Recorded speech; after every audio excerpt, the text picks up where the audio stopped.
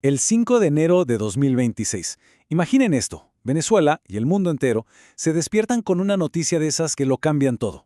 Nicolás Maduro ya no está en el poder. Así que hoy vamos a desglosar qué fue exactamente lo que pasó, cómo se dio este traspaso tan repentino y sobre todo quién está ahora al mando. Y estas fueron de las primeras palabras de la nueva líder de Venezuela, Delcy Rodríguez. Vengo con dolor. Uf, qué frase para empezar, ¿no? Desde el primer momento ya se sentía el peso de la situación. Un tono que, la verdad, adelantaba todo lo que estaba por venir. Un momento tenso, lleno de desafíos y, bueno, completamente inédito. Ok, entonces el hecho es uno solo y es contundente. Maduro está fuera. Pero claro, eso abre la gran pregunta. ¿Y ahora quién? ¿Quién es la persona que toma su lugar? Vamos a meternos de lleno en su perfil, en cómo fue su ascenso al poder y a ver la reacción en cadena que esto desató, una onda expansiva que se sintió en todo el planeta. Muy bien, entremos en materia. Para entender esta crisis hay que ir al origen, al momento exacto que lo detonó todo.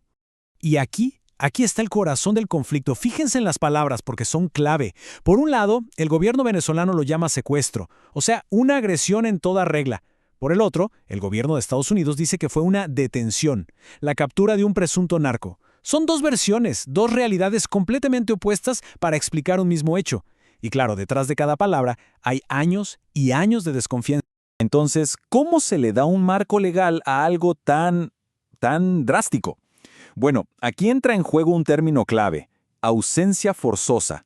Esta fue la figura constitucional que usó el Tribunal Supremo de Justicia. El argumento era que, como el presidente había sido apartado de sus funciones contra su voluntad, se tenía que activar un mecanismo para garantizar la continuidad administrativa, o sea, para que el país siguiera funcionando. Ok, ya tenemos el cómo legal. Ahora veamos cómo el gobierno venezolano armó su propia historia, su narrativa oficial, y cómo se la contó al país y al resto del mundo. Y escuchen bien las palabras de este juramento, porque no son cualquier cosa. Esto va más allá de un protocolo. Es pura épica, ¿no? No dar descanso a mi brazo ni reposo a mi alma. Es una declaración súper cargada de nacionalismo, un llamado casi de guerra para unir a la gente en un momento, bueno, de una tensión brutal. La reacción del gobierno fue rapidísima. La prioridad era clara, proyectar una imagen de orden, de que todo estaba bajo control y dentro de la ley. ¿Qué hicieron? Montaron una ceremonia muy solemne en la Asamblea Nacional, invitaron a los diplomáticos extranjeros para que fueran testigos y usaron a los grandes símbolos, Bolívar y Chávez. El mensaje era uno solo: esto es una defensa de nuestra soberanía. Bueno, esa es la versión oficial, la cara que el gobierno le muestra al mundo.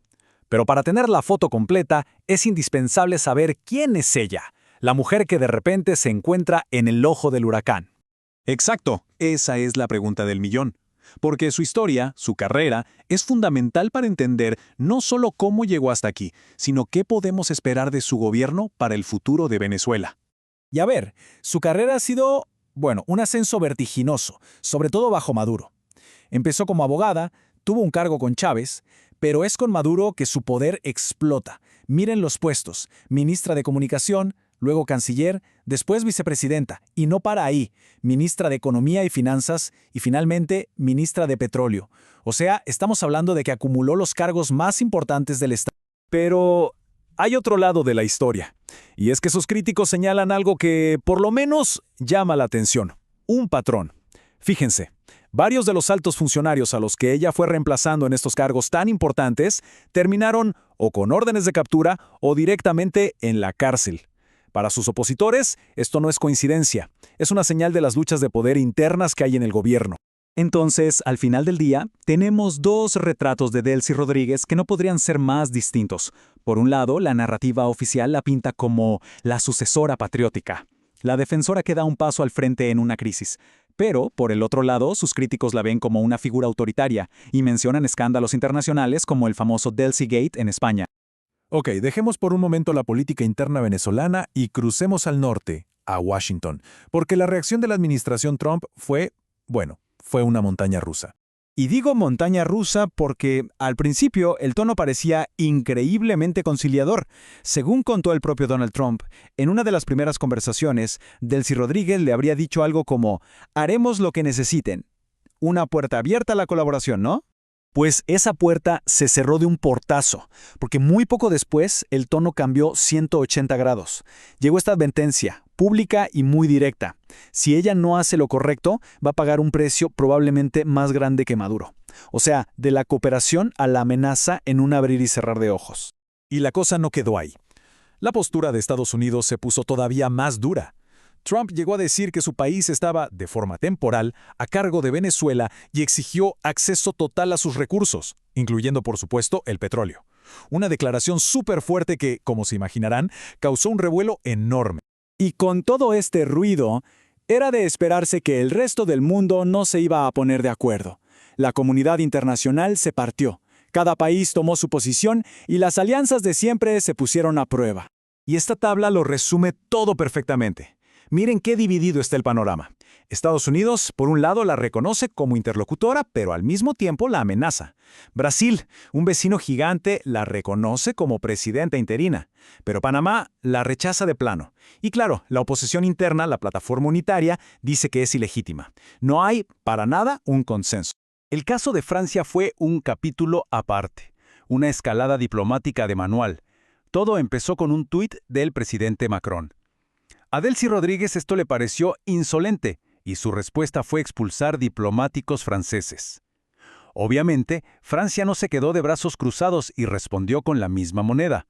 Un choque diplomático en tiempo real.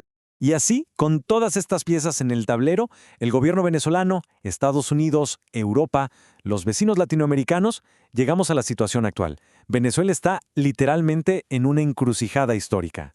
Pero ojo, que a pesar de toda esta retórica tan dura y desafiante, también hubo mensajes que buscaban bajar la tensión. Por ejemplo, este llamado directo de Delcy Rodríguez a Donald Trump pidiendo paz y diálogo. Es un intento de balancear, por un lado, la defensa de la soberanía a toda costa y por el otro, la necesidad de evitar que el conflicto escale todavía más. Y con esto cerramos este recorrido. Lo que queda claro es que hay dos historias que chocan, la de adentro y la de afuera. Hay potencias mundiales moviendo sus fichas en un tablero muy complejo. Y en medio de todo esto queda la pregunta más importante, la que de verdad importa. Con todo este ajedrez geopolítico, ¿qué futuro les espera a los 28 millones de venezolanos?